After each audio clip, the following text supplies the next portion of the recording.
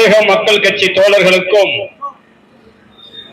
தயா அமைப்பினுடைய தோழர்களுக்கும் team India அமைப்புடைய தோழர்களுக்கும் நான் சார்ந்திருக்கக்கூடிய தலித் விடுதலை இயக்கத்தின் சார்பாக நன்றிகளையும் பாராட்டுகளையும் தெரிவித்துக் கொள்கிறேன். இந்த ஆர்ப்பாட்டத்தினுடைய தலைமை பொறுப்பேற்றிருக்கக்கூடிய வீர சாம்பவரமணியுடைய தலைவர் தோழர் மிசா ரவிச்சந்திரன் சாம்பவர் அவர்களே, தாயக மக்கள் கட்சியினுடைய தலைவர் தோழர் தமிழ்ச்செல்வன் அவர்களே, இங்கு நீண்ட நெடிய கண்டனங்களை பதிவு செய்ய காத்திருக்கக்கூடிய அத்துணை தோழர்களுக்கும் தலித் விடுதலை இயக்கத்தின் சார்பாகவும் என் சார்பாகவும் பணிவான வணக்கத்தை கூறி, SC/ST வன்கொடுமை தடுப்பு சட்டத்தில் அரசு செய்ய வேண்டிய கடமைகள் என்ன, அந்த அரசு கடமைகளை எவ்வாறு தவறி இருக்கிறது என்பதனை உங்களோடு பகிர்ந்து கொள்ள ஆசைப்படுகிறேன்.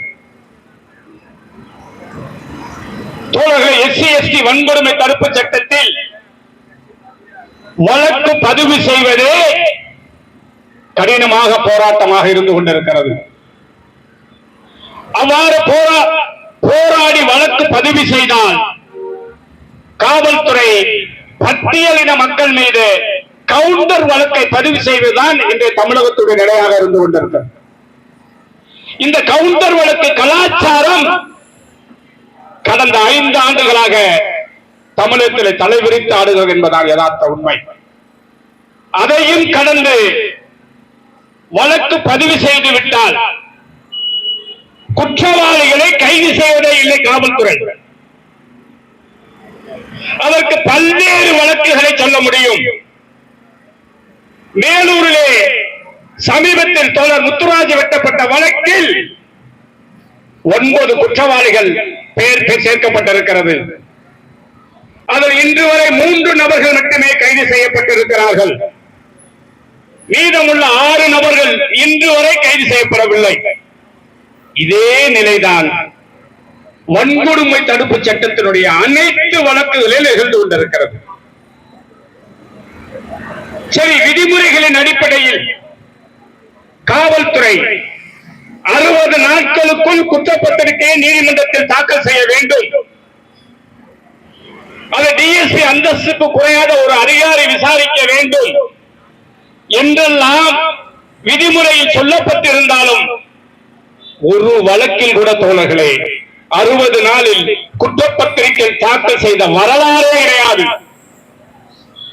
2 ஆண்டுகள் 3 ஆண்டுகள் போராடித்தான் அந்த குற்றப்பத்திரிகையை தாக்கல் செய்ய வேண்டிய நிர்பந்தம் பட்டியலின இயக்கங்களுக்கு இன்று நிலவி கொண்டிருக்கிறது.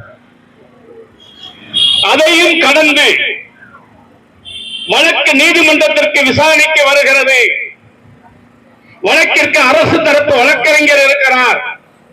அந்த அரசு தரப்பு வழக்கறிஞர் நம்மை காப்பாற்றுவார்கள் என்று எண்ணுவோமேயானால் அரசு தரப்பு வழக்கறிஞர் ஆளுங்கட்சிக்கு ஆதரவாகவும் சாதியவாதிகளுக்கும் ஆதரவாக இருக்கிறார்களே தவிர பாதிக்கப்பட்ட பட்டியலின மக்களுக்கு ஆதரவாக ஒரு அரசு வழக்கறிஞர் கூட இல்லை.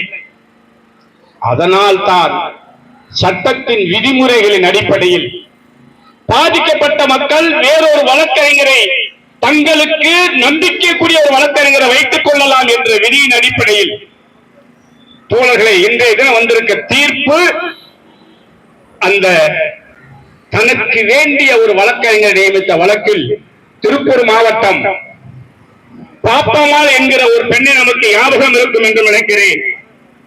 பள்ளிக்கூடத்திலே சமையலராக உணவு சமைத்த ஒரே காரணத்திற்காக அந்த உணவை உண்ண மறுத்து குழந்தைகளை நிறுத்திய சம்பவம் குறித்து வழக்கு 7 ஆண்டுகளாக ஈரோடு நீதிமன்றத்தில் நடந்து வந்தது. அந்த நீதிமன்றத்தினுடைய தீர்ப்பு இன்று என்ன தெரியுமா? அவருடைய அரசு வழக்கறிஞர்